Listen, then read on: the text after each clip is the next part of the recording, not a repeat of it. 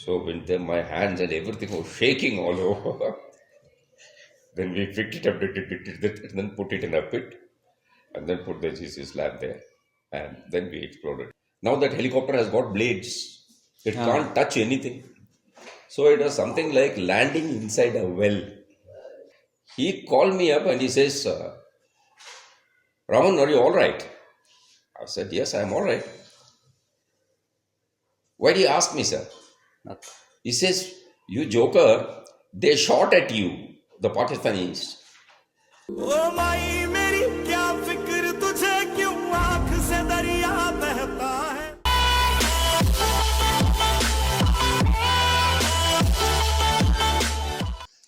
Yeah hi friends, welcome to funky pranks.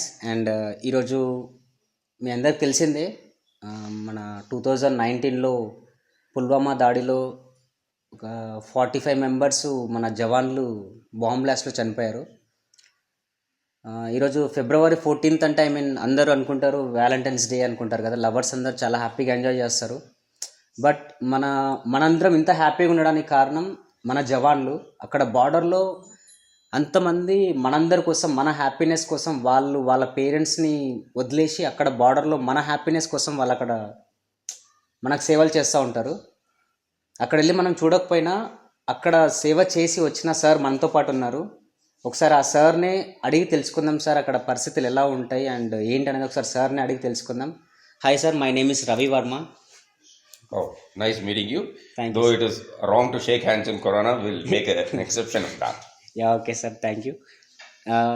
Sir అక్కడ situations ఎలా ఉంటాయి ఏంటి అంటే బార్డర్లో సిచ్యువేషన్స్ ఎలా ఉంటాయి మీరున్న టైంలో కానీ? See, the situation in the border at that time, at this time, or even if you compare any 2 days, it is going to be different. It's not going to be the same situation. Okay sir. Okay. And especially when you talk of the borders, the border which we have, on one side we have Pakistan, on the other side we have China, and on the third side where we have friendly nations, but you cannot take their friendship for granted. In such circumstances, even these borders and then the seashore, the situation in each of them will be different. Okay. Like when you take J&K, there the problem internally is much more. Okay. In Rajasthan, perhaps you do not have anything internal, but we have a common border with Pakistan there. Gujarat, Punjab, a little bit fluctuating. And as you go on, the situation keeps on changing. So when you say, how is the situation like that? If your question is to ask me, is it so volatile okay. that it is dangerous? No, can't say that. But if you ask me, is it all peace and quiet? That is also not true. Yeah. Some minor aberrations will keep on happening here. Yeah. This is the situation all along the border. Okay sir. And అదేవిధంగా sir మీరు మీ family మెంబర్స్ని మీ family మెంబర్స్ని leave అంటే వదిలేసుకొని బార్డర్లో ఉన్నప్పుడు మీ feelings ఎలా ఉంటాయి? My feelings are family members' feelings are. Me feelings. Well, it is like this. You do miss your family. Today, think of it, somebody who has got a family here and who is working in Dubai, he is also missing his family. Yes. So, missing the family has become a part of life for almost everybody today. So, there is nothing special. But yes, when you are in Dubai, when you are in absolute comfort and everything, probably you miss them a little less. But when you are alone and when you are in some kind of a constant danger and in adverse weather conditions and no comfort, material comforts, then probably this loneliness and missing the family is a little elevated. This happens to all soldiers. Okay sir. It happens to the people in the Navy also. Because once they go out into the sea, for 4 months, 6 months, they don't come back. But well, it's all part of life. We understood all this when I signed, I want to join the army. I knew these things will happen. So it's all right. It is part of the game. Yeah okay sir, nice. Yeah friends, కొందరికి క్లియర్గా అర్థం కాకపోవచ్చు. ఏంటంటే వీళ్ళు అక్కడ అంటే sir వాళ్ళు అక్కడ ఉన్నా కానీ వాళ్ళ ఫ్యామిలీ గురించి వాళ్ళు అంటే ముందే వాళ్ళు సైన్ చేసేసి నేను ఇవన్నింటికి ఓకే అనుకొని అక్కడికి వెళ్తారు కాబట్టి మనం ధైర్యంగా అక్కడ జాబ్ చేయగలుగుతాం, ధైర్యంగా ఉండగలుగుతాం, నో ప్రాబ్లం అంటున్నారు. సో మనందరం నిజంగా ఇక్కడ ఇప్పుడు మనం ఇంత హ్యాపీగా ఉన్నామంటే కారణం మన పేరెంట్స్ ఎంత కారణం ఉంటుందో, మన పేరెంట్స్ మన టోటల్ మన ఇండియా మొత్తం హ్యాపీగా ఉండడానికి కారణం ఇండియన్ ఆర్మీ జవాన్లు. సో అండ్ అదేవిధంగా ఇంకా కొన్ని క్వశ్చన్స్ అడిగి తెలుసుకుందాం సార్తో. Emotional is something, as I understand the word. Yeah okay. Emotional means you keep thinking a lot of things about other things. You also think like a human being. After all, soldier is a human being with a different responsibility. So if you allow your emotions to overtake you, then you will be failing in performing your duty. So emotions take a back seat. That doesn't mean a soldier is without emotions. In fact, Nice. he has got more emotions because his value for human life is much more than those who are not exposed to danger that much. To that extent, yes, it does get emotional once in a while. But only thing is, the duty demands that you overcome that emotion and you perform what you are required to perform. When you are operating in a situation like this, you need to have some understanding as to what are the problems that are being faced by the people who are involved in that kind of attack. If you have to take a 1,000-pound bomb or a 500-pound bomb and then drop it in a place, it's not very difficult. Maybe the radar can detect you also.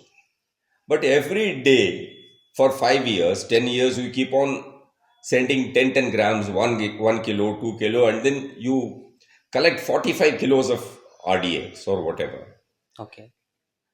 Hide it in 10 different huts. And one fine morning, you load all that within 1 hour into a truck and then park it and then explode it. To find this out and to prevent it is a Herculean task. Because as a soldiers, what are we trained for? We say this is the border, that side is the enemy. Shoot. But when you are operating in an environment like this, the enemy is also dressed like you only. How do I know who is the enemy? Yes. The problem is a decision has to be taken on a split second and decide whether, because if you don't eliminate him, he is going to eliminate you. Well, these are all problems of the trade. Okay. As far as my feelings about that is concerned, theoretically, everything is preventable. The government should have fantastic intelligence. The government had warnings about it. The government did not react. All these things will be said in hindsight. But when you are physically working there, situation is quite different. You have limited time, you have limited resources, but a lot is expected of you. When in such a situation, at times it goes out of your control. These kind of things happen. It is deplorable. Okay. It is sad, but then you cannot avoid it. After all, army or rather fighting is not about each patting the other person on the shoulder. It is each fellow boxing the other guy on his nose. That is the game. Sometimes you win, sometimes you lose. Okay sir. And yeah sir, okay. And present youth ఉన్నారు కదా sir, వాళ్ళకి మీరేమన్నా message ఇవ్వమంటే ఏం చెప్తారు? అంటే present చాలామంది youth enjoy చేస్తున్నారు అండ్ టైం స్పెండ్ అంతా ఎంజాయ్మెంట్కి అండ్ దీనికి స్పెండ్ చేస్తున్నారు కదా. మీరు ప్రజెంట్ ఉన్న యూత్కి ఏదన్నా చెప్పాలంటే ఏం చెప్తారు message? Well, I will say this. Like any other profession, today, army has also become a career profession.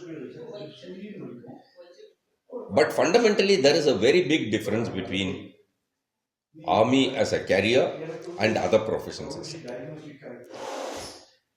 All professions today, whether it is in the uniform or out of the uniform, they all require individual capability. They all require fair amount of brain power, a good reasonable understanding of technology, and with all that, what does a man want? Comfort, money, and also a name for himself in the society and Some people thereafter they go spend money for adventure and go for an adventurous life. All those things happen. But when you choose army as a profession, it demands something special from you. Oh. What is that special thing is? If I'm working for an IT company today, tomorrow I find that my boss tells me is not acceptable to me, I say to hell with you, go away. I'm not doing this. But if I am a soldier, I have no authority and I have no moral standing to refuse what my superior has told.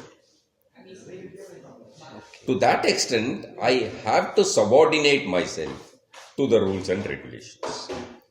This sense of subordination does not come very easily. You have to train yourself.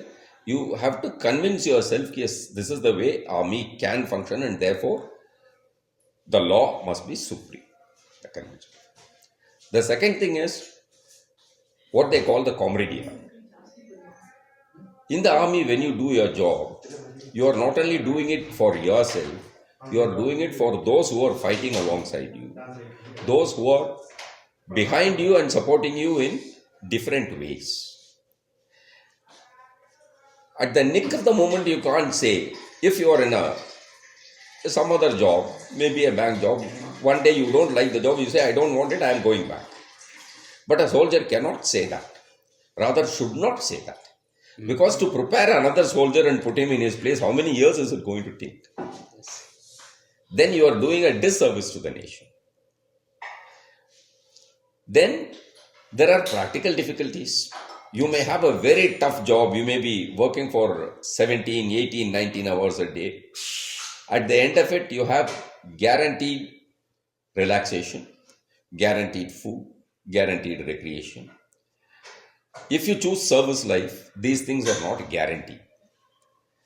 As much as possible, the government and the organization is trying to give you these comforts.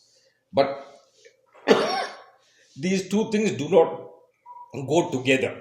That is, you can't have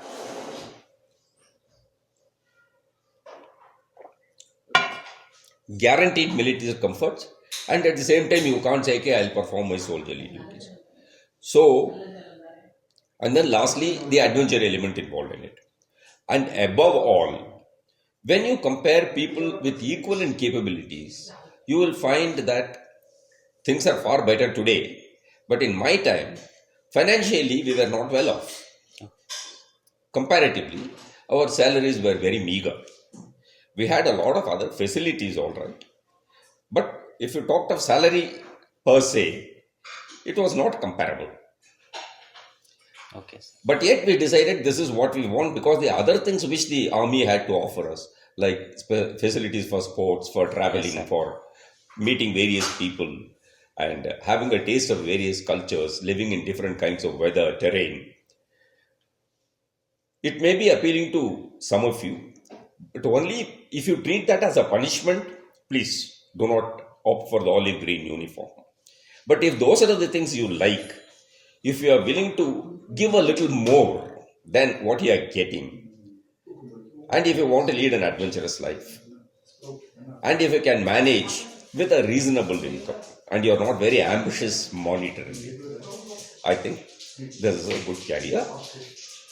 But if you want to choose army, these are the reasons why you must choose it, because the service you are rendering is unique. Anybody else a soldier can perform a banker's job. A soldier can perform a shopkeeper's job. But a shopkeeper cannot perform a soldier's job. You will have a question to ask me, after all, where do soldiers come from?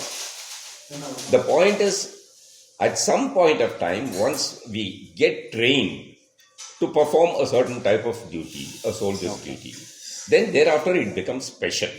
And that is not replaceable.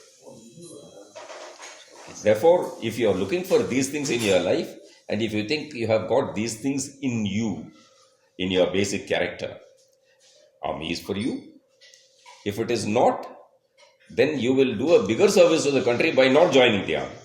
Okay. Okay. Yeah, okay, friends. And yeah sir మీ సర్వీస్లో మీరున్న సర్వీస్లో ఏమన్నా adventures కానీ and అంటే మీ experience ఎలా ఉంది and మీరు జాబ్ చేసినప్పుడు సిచ్యువేషన్స్ ఎలా ఉన్నాయి ఎట్లా అనిపించింది ఏదన్నా షేర్ చేసుకో Yeah, you see, well, I'll tell you one or two which I remember. One was when I was a young officer. I had just finished my training, joined the regiment and all that.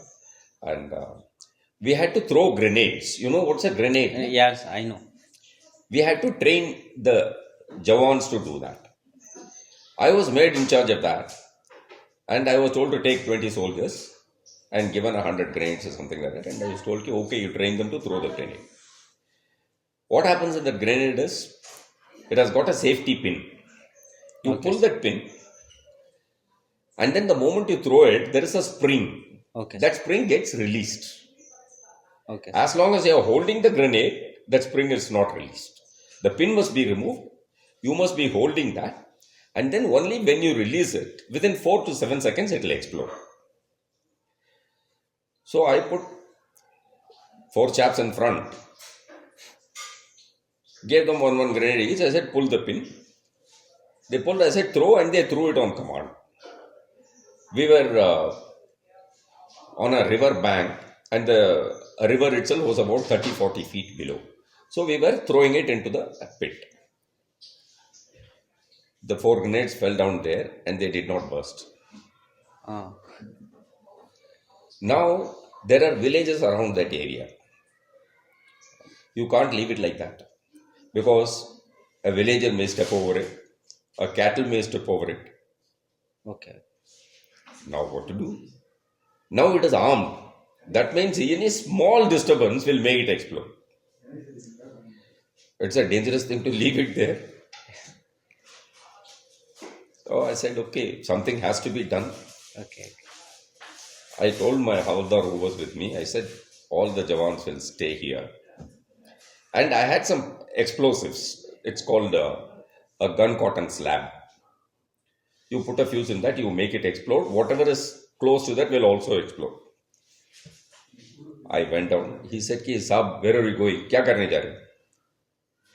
I said, we have got one GC slab. You can't make 4 grenades. They've fallen apart here and there. You can't explode all of them with a single thing. I am going to pick up those grenades, put it in one place, put the slab on top of it, and then I am going to make it. He says, we will also come. I said, nobody will come. That Havaldar said, at least I will come. You pick up 2, I pick up 2. So when my hands and everything was shaking all over, then we picked it up, and then put it in a pit, and then put the GC slab there, and then we exploded it. Oh my god So that was one of the interesting things that had happened. And then another thing is, not exactly, it was not in the army, but then in the army I was initially in artillery, and later I became a pilot, and then I came out and I became a commercial pilot, and I was flying for Andhra Pradesh government at that time, Okay. when this thing happened. A policeman got shot by a Naxalite in the leg, somewhere in the Nallamala Hills. You know where is Nallamala Hills, na? Yes sir I That is somewhere between Hyderabad and Tirupati on the eastern side of Nandyal district. That area. So around 10:30, 11 o'clock, they told us, you go and pick up that man. We went there and we were in radio contact. One police officer also was with us. We finally found that group of about 7-8 people. But there was no place to land because that hills are like this, sharp on both sides. And there is no flat piece of ground. Then we found some place. But then there were full of trees, 40 feet, 50 feet trees. Then on the radio itself, we selected a place. We told that patrol commander who was on the ground, we will come back in half an hour. You collect your people and wait here. We went to the nearest village. got axes. You know what the axes that what you use for cutting the trees, na? Yes, sir. We picked that up, came and dropped it. We told these people we are again going back to fill up petrol because already a lot of time is lost. You clear this much area, then we will land there, pick up this policeman, and we will get him back. So we went back and we had told them ki you have to clear it for a radius of about 60 feet or 80 feet or something like that. They had done it only for 70 feet. Now that helicopter has got blades, it can't touch anything. So it was something like landing inside a well. Okay. If you make a slight bit of mistake, go 2 feet that side, this side, left or right, and then helicopter can go in any direction. That is another problem. Finally, again, we were shivering. I mean, we were, I would say we were very concerned, not shivering exactly. Because what happens is the moment you start the engine and you get on with your work, other thoughts go out of your mind. We landed there, picked up this casualty. Like again, we came out from a well virtually with trees all around. And it had almost become dark. And then we took off and brought the casualty to Hyderabad. That was one of the thrilling flights I had. And I was very ably assisted by my another pilot, Yes. the second member of the crew, Vinkamata Jagan Mohan. And without his help, it would not have been possible for us to do this mission, but it was something. And then on one occasion in JNK, I was flying, I was teaching another pilot, I was training another pilot, which are the areas of, this is our last post, you cannot go more, 500 meters closer than this and all that. Then we heard a noise, I thought my own helicopter was making that noise. Okay. And sometimes, if you do not handle it correctly, it can make funny noises. So I thought that student whom I was teaching, he might have made something wrong. So I came back and I did it again. Again, at the same time, we were getting the same noise. I came back and landed. That brigade commander in whose area I was flying, he called me up and he says, Raman, are you all right? I said, yes, I am all right. Why do you ask me, sir? Okay. He says, you joker, they shot at you, the Pakistanis. You went away. Then you came back again and they shot at you again. I said, oh, that is the reason. That which I heard was actually their machine gun fire. Okay. Then I said, okay, check the helicopter. Fortunately for me, when the helicopter is flying, you find that the helicopter is not flying like this, it is flying like this. Okay. The bullets went like this. They took away the skin of the helicopter. Oh my God. If they had come 1 inch higher, 1 inch lower, it would have caught the cockpit. It would have caught us. But anyway, God was great. So we survived for one more day. So like that was quite a few. And then there was something like this Pulwama thing happened. Yeah. In one day, I had picked up about 17 people injured, Oh. including a few dead. And I brought them from the forward post to the hospital. Those are all very soul-satisfying moments. Okay sir. నిజంగా అంటే sir కూడా ఒక అడ్వెంచర్ని అంటే అక్కడ దాకా అంటే వెళ్ళి చాలా డేంజర్ పొజిషన్ నుంచి మళ్ళీ వచ్చారంటే నిజంగా చాలా అంటే రాసి పెట్టి ఉండాలంటారు కదా, అట్లా జరిగింది సార్ సిచ్యువేషన్లో కూడా, సార్ లైఫ్లో కూడా. And okay sir, thank you so much sir. మీరు అంటే మీ ఎక్స్పీరియన్స్ని అంతా మాతో చెప్పినందుకు thank you so much. Yeah, you're most welcome. And I'm very glad for this opportunity where I have been able to share my experiences and my feelings. And our country needs soldiers. It needs good soldiers, dedicated soldiers. Yes. I do not know whether I have been one among them. I hope that I will be counted. But what we do have to remember is a good army, a good defense force is very vital for the sovereignty of a nation. We want people who will really foot the bill and help us make this a great nation. Jai Hind. Yeah friends, నేను అంటే ఈ Valentine's day రోజు ఇది black day అని మనందరికి తెలుసు. And ఈరోజు నేను అంటే ఒక ఆర్మీ పర్సన్తో ఇంటర్వ్యూ తీసుకోవాలని నేను చాలా డేస్ నుంచి అనుకుంటున్నాను. సమయానికి మా ఇంటి పక్కన మా సార్ వాళ్ళ బ్రదర్ ఆర్మీ రిటైర్ ఆఫీసర్ అని తెలిసింది. సో అందుకని నేను ఇక్కడికి వచ్చేసి సార్ది ఇంటర్వ్యూ తీసుకున్నాను.